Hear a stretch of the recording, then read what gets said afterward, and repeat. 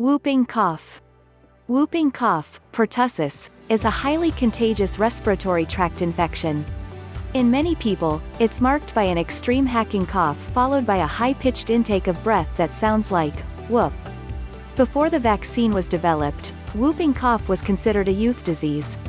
Presently, whooping cough primarily affects kids too youthful to have completed the full course of vaccinations and teenagers and adults whose immunity has faded.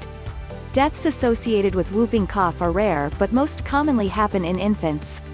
That's the reason it's so important for pregnant ladies, and other people who will have close contact with an infant, to be vaccinated against whooping cough. Symptoms. When you become infected with whooping cough, it takes about 7 to 10 days for signs and symptoms to appear, though it can sometimes take longer. They're usually gentle at first and take after those of a typical virus. Runny nose. Nasal congestion. Red, watery eyes.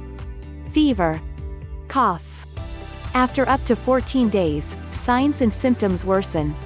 Thick bodily fluid accumulates inside your airways, causing uncontrollable coughing.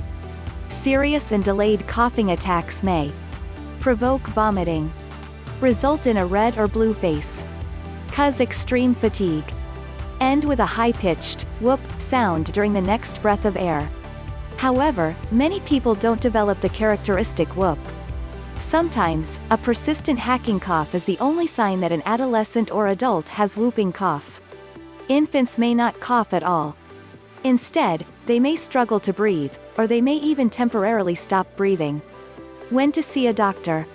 Call your doctor whenever delayed coughing spells cause you or your youngster to vomit, turn red or blue, appear to be struggling to breathe or have noticeable pauses in breathing, inhale with a whooping sound.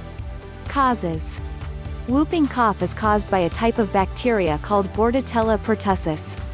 At the point when an infected individual coughs or wheezes, tiny germ-laden droplets are sprayed into the air and breathed into the lungs of anyone who happens to be nearby. Risk factors. The whooping cough vaccine you get as a kid eventually wears off. This leaves most teenagers and adults susceptible to the infection during an outbreak, and there continue to be regular outbreaks.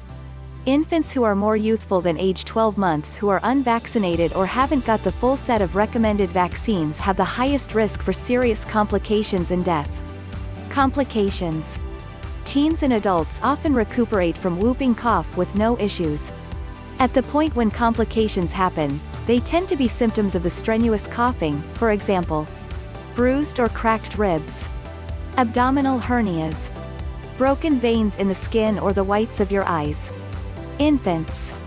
In infants, especially those under 6 months of age, complications from whooping cough are more extreme and may include pneumonia, eased back or stopped breathing, dehydration or weight misfortune because of feeding difficulties, seizures, brain damage. Because infants and toddlers are at greatest risk of complications from whooping cough, they're more liable to require treatment in a hospital. Complications can be perilous for infants more youthful than 6 months old. Prevention. The best way to prevent whooping cough is with the pertussis vaccine, which doctors often give in combination with vaccines against 2 other genuine diseases, diphtheria and tetanus. Doctors recommend beginning vaccination during infancy. The vaccine consists of a progression of 5 injections, typically given to kids at these ages: 2 months, 4 months, 6 months, 15 to year and a half, 4 to 6 years. Vaccine incidental effects. Results of the vaccine are usually gentle and may include a fever, crankiness, headache, fatigue or soreness at the site of the injection. Booster shots. Adolescents. Because immunity from the pertussis vaccine tends to wane by age 11, doctors recommend a booster shot at that age to protect against whooping cough, pertussis, diphtheria and tetanus. Adults. A few varieties of the at regular intervals tetanus and diphtheria vaccine also include protection against whooping cough, pertussis. This vaccine will also reduce the risk of your transmitting whooping cough to infants. Pregnant ladies. Health experts presently recommend that pregnant ladies get the pertussis vaccine between 27 and 36 weeks of gestation. This may also give some protection to the infant during the first couple of months of life. Preventive medications. In case you've been presented to somebody who has whooping cough, your doctor may recommend antibiotics to protect against infection on the off chance that you are a healthcare supplier, are pregnant, are more youthful than age 12 months, have a health condition that could put you at risk of extreme sickness or complications, like a weakened insusceptible system or asthma. Live with somebody who has whooping cough. Live with somebody who is at high risk of developing extreme disease or complications from a whooping cough infection.